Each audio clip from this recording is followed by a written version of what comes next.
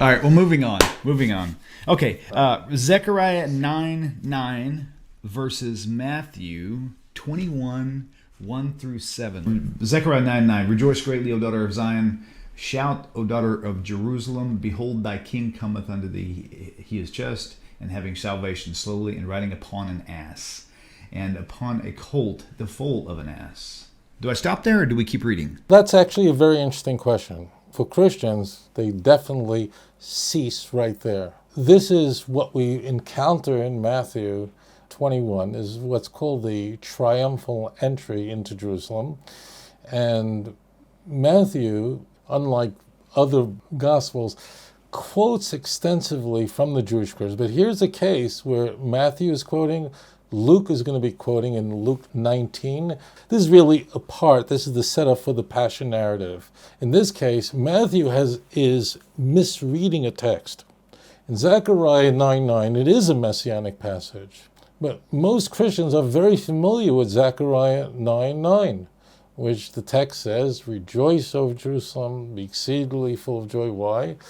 Because, behold, your king is coming on a donkey, the foal of an ass. Although Christians are very familiar with that text, because it's quoted in Matthew, it's quoted in Luke, if you ask most Christians what comes after that verse, that means what happens Zechariah 9:10, they have no idea. Because as it turns out, the next passage is not quoted. You can see how the book of Matthew was written. Matthew is looking in this text, and there is a poetic structure in Tanakh called synonymous parallelism, which means that very often the prophet will make a statement on a donkey and then will repeat it using different words. It's a very common structure. But if Tanakh, if the Hebrew Bible is not very familiar to you, like it was whoever wrote the book of Matthew, whoever wrote it, we don't know. I know your Bible says Saint Matthew, but in reality, the manuscripts, the Greek manuscripts don't say that. That's a later ascription assigned by the church in the 2nd century. Whoever wrote this book did not understand the Jewish scriptures. It wasn't familiar to him. Presumably, he was a man because very few women in the ancient world were literate. But it wasn't familiar. How do we know? Because in Matthew actually reads this. The author reads this. I'm just going to call him Matthew from now on. The author reads this and he goes, okay, he's coming in on a donkey, the colt, the foal of an ass. So that sounds like 1, 2 animals. And if you read Matthew chapter 21, you'll see there, it means very simple, chapter 21 through 7, the writer has his disciples going, acquiring the 2 animals, putting a cloak over them, and then Jesus is set upon them, and that's how he enters into Jerusalem. Now, that would be a circus act, to be riding 2 animals at the same time. There are people who can do it. The people are very skilled at it, but this is a circus act that would not be comfortable. Now, what is very interesting is how did this come about? So this is important. It's not critical that Matthew made a mistake. That's not important to us. But it does tell us how the stories about Jesus were constructed in the Gospels.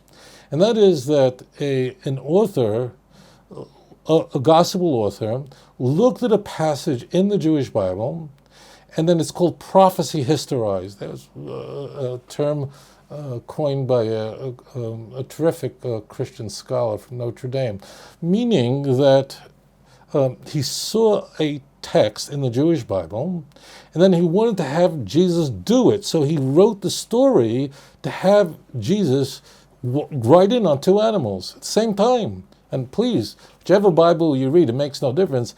They will read the exact same way. Jesus riding on 2 animals. What we find frequently is the author of Luke, whoever he was a much more careful writer. And very often when Matthew blunders, and there are many, many examples of this, the author of Luke is more careful. And the author of Luke does not mess up by saying, who did the Jews murder, like Zechariah? It doesn't say the son of Berechiah in Luke. Luke is careful not to do that, sort of correcting the mistakes of Matthew. So if you go to Luke chapter 19, verse 29 through 35, there we have the parallel passage in the book of Luke. But in Luke, you'll read it very simply, you'll see that it's the identical story. That's a text that both of them share. Virtually identical, but the one difference is Luke tweaks Matthew in that Luke gets it correctly and has Jesus send his followers to get a single animal and to bring that animal, and Jesus rides in to Jerusalem on this animal to fulfill Zechariah 9:9. So the author of Luke, if you just compare Luke chapter 19, verse 29 through 35, and compare that to Matthew chapter 21, verse 1 through 7, it's very striking. It's impossible to ignore that Matthew has Jesus performing some sort of circus act, and it completely contradicts the book of Luke. Well, here's what I would like you to do. I don't want you to slap your leg and go, ha, Matthew is stupid. Or going, oh, this is a contradiction in the Christian Bible, which demonstrates that it is an errant text, completely errant. I don't want you to do that. Because that would be you'd miss out on everything. Why this is very important to us is we can now figure out how were these stories about Jesus constructed. Now, the writers of the New Testament couldn't have world peace on earth, a messianic prophecy. They couldn't write that into the story of the New Testament. We know about it today. They could not insert into the text of the New Testament that the temple, the third temple, would be built. Couldn't it be? That is not possible because it was in fact destroyed in the first century, not built. So Ezekiel's prophecies of the last 9 chapters, you can't put it in the Christian Bible, but you can make up a story, meaning you can weave a story of having Jesus fulfill a messianic prophecy found in Zechariah 9:9. Meaning that if you want to, you can write a story that Jesus rode into Jerusalem in what's called the Triumphal Entry into Jerusalem, and that leads us up to the Passion narrative. And you can write, he came in on a donkey to fill what's in Zechariah. Who can tell? We don't have a videotape. We don't have we don't have photographs. We either believe him or don't believe him. But what is very striking, what's very important to walk away with when exploring this contradiction is not there's a contradiction. That's not important. It's not important. That's not significant. What is very important for a better understanding of how were the Gospels constructed is to realize that this gives us enormous insight. Matthew looked at a text that uses what's called a synonymous parallelism, meaning it repeats over the same thing, but a second time using a slightly different word. He didn't grasp this convention in poetic convention in Tanakh. He therefore wrote his story about Jesus doing what he thought appeared in Tanakh. Luke, whoever wrote the book of Luke, on the other hand, was more careful. As we see, this is a pattern between two of them. This is not an anomaly. And Luke was much more careful and has Jesus riding on one animal. Because Matthew's description of Matthew 21 is, I wouldn't say preposterous. Anything is possible. You can ride on 2 animals. I mean, it's done in the circus all the time. But you could see how far Matthew went in trying to create a story, to forge a story that would match what already is in Scripture. Anyone could write, someone went to Jerusalem on a donkey, the foal of an ass.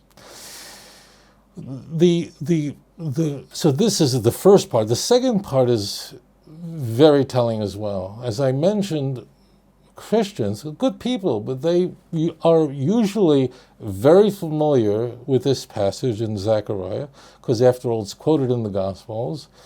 But as it turns out, almost no Christian, unless they're a professor of Old Testament somewhere, they don't know the verse that follows this. I mean, Zechariah 9:10. And what's very critical about Zechariah 9:10 is it actually begins with the conjunction and, vichresi, and I will cut off the chariots of Ephraim. Now, when a verse begins with and, that might not be the best grammar to use. We're always told when writing a sentence, don't start with and, But, of course, the Bible, Tanakh is holy. There's a reason why verse 10 begins with and. What does it tell you? That and is the first word in Zechariah 9:10. It means that it's a continuation of 9:9. But if you look at 9:10, what do we find there? I will cut off the chariots of Ephraim and the horses from Jerusalem. What does this mean? And he will speak peace into the nations and so on. It's talking about the Mashiach. That the Mashiach, this is a very similar reference we find in early Isaiah, that the Mashiach himself will instruct the nations and there will be peace on earth as a result of these instructions. We find that in the beginning of Isaiah chapter 2. Why doesn't that verse also appear in the Christian Bible? Why did the author of the Gospel stop at the end of 9 and didn't include 10? And there's a very simple reason for it. Jesus didn't fulfill it. Zechariah 9:10 is an indictment against the Christian claim. Because as it turns out, there was no worldwide peace that emerged in that period. Just the opposite. The first century was a time of enormous turmoil and tribulation and destruction. Jerusalem was horrific. So therefore, now you're going to say Jesus predicted it. The New Testament sort of writes that in. But that doesn't help you, because none of these claims that the Messiah is supposed to bring about destruction and so on, none of it is consistent with the clear, very graphic messianic prophecies articulated in Jewish scriptures, such as Zechariah 9:10. He didn't fulfill it. So if Zechariah 9:9 and 9:10 is in fact a messianic prophecy, which it is, it's an indictment against the core claims of the church. One other point, and this will help us understand these beautiful passages. Why does the Messiah come into Jerusalem on a donkey? That means, who cares what he comes into Yerushalayim on? This is describing the Mashiach. This is an end-time prophecy, eschatological prophecy. Eschatology means the end times. So basically, it's a Greek word, eschaton. It's the time of the end. It is. The question is, why would Zechariah tell us that, describing Mashiach, he's coming in on a donkey? Why is this so important? And he goes, a donkey, the follow there. Why is it important? What kind of animal? Who cares if he comes in on a giraffe? What difference it comes to this animal, that animal? Why is donkey so important to Zechariah? Why? Why does it come up? Not only that, if we switch over to Zechariah 9:10, suddenly horses come into view, not donkeys. What does this mean? A donkey? What does a donkey mean? What is being conveyed by this animal? The answer is very simple. It fits in exquisitely. If you want to know how delicious Tanakh is, this will open it up for you. What is a donkey? A donkey is an animal of labor. No one goes to war riding a donkey. Why? Because a donkey, as it turns out, is a very powerful animal. It's a very rugged animal. It's an animal used for labor all over the world. It's easy to feed. It eats almost anything. It doesn't need a barn. It's very durable. It's very strong. But horses require much more maintenance, but they're faster runners. A horse will outrun a donkey any day of the week on a normal terrain. A donkey, it's true, can climb up steep rocks and so on and so forth without fear that a horse might. So a horse in Tanakh is the animal of war. Elav Rechev, Elav Susim, these comes with their chariots, these come with their horses, but we come with in the name of the Lord our God. So a horse represents it's like a tank. It's a battle tank. It means a horse represents the animal. People didn't go into war, into battle riding a donkey. You didn't do that, but you did. A donkey is a beast of burden, of labor, and of peace. It's an animal that's used to move from one place to another, but no one goes to war with it. So now we understand how exquisite Zechariah is. Now, as Mashiach is coming on a donkey, it's an animal of peace. It's not an animal anyone would use to go to battle with.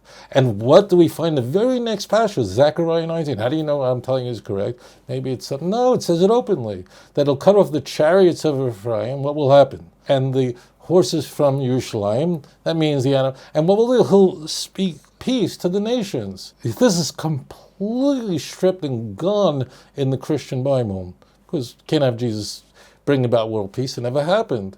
They can only put things in the Christian Bible that Jesus did, or that they knew about, that they could say he did.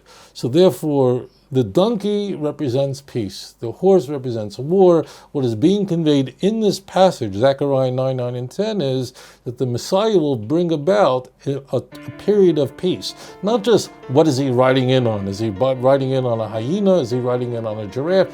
This is not a zoo passage. Each one represents a different message. It's contrasting the donkey with the horse. אדון עולם אשר מלך בטרם כל יציר נברא לעת נעשה בחפצו כל אזי מלך שמו נקרא ואחרי ככלות הכל לבדו ימלוך נורא והוא היה והוא הווה והוא יהיה בתפארה אדון עולם אשר מלך בטרם כל יציר נברא לעת נשא בחפץ הכל אזי מלך שמו נקרא ואחרי ככלות הכל לבדו ימלוך נורא והוא היה והוא הווה והוא יהיה בתפארה אדון עולם אשר מלך בטרם כל יציר נברא לעת נשא בחפץ הכל אזי מלך שמו נקרא ואחרי ככלות הכל לבדו ימלוך נורא והוא היה והוא הווה בתפארה והוא הווה והוא יהיה בתפארה אדון עולם אשר מלך בטרם כל יציר נברא לעת נשא בחפצו כל אזי מלך שמו נקרא ואחרי ככלות הכל לבדו ימלוך נורא והוא היה והוא הווה והוא יהיה בתפארה אדון עולם אשר מלך בטרם כל יציר נברא לעת נשא בחפץ הכל אזי מלך שמו נקרא ואחרי ככלות הכל לבדו ימלוך נורא והוא היה והוא הווה והוא יהיה בתפארה אדון עולם אשר מלך בטרם כל יציר נברא לעת נשא בחפץ הכל אזי מלך שמו נקרא ואחרי ככלות הכל לבדו ימלוך נורא והוא היה והוא הווה בתפארה והוא הווה והוא יהיה בתפארה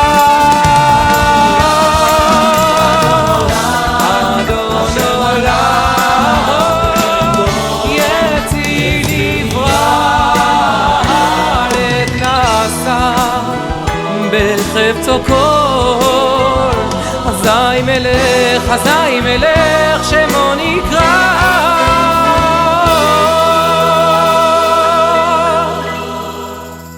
אדון עולם אשר מלך בטרם כל יציר נברא לעת נשא בחפץ הכל אזי מלך שמו נקרא ואחרי ככלות הכל לבדו ימלוך נורא והוא היה והוא הווה והוא יהיה בתפארה אדון עולם אשר מלך בטרם כל יציר נברא לעת נשא בחפץ הכל אזי מלך שמו נקרא ואחרי ככלות הכל לבדו ימלוך נורא והוא היה והוא הווה בתפארה והוא הווה והוא יהיה בתפארה והוא היה והוא הווה בתפארה והוא הווה והוא יהיה בתפארה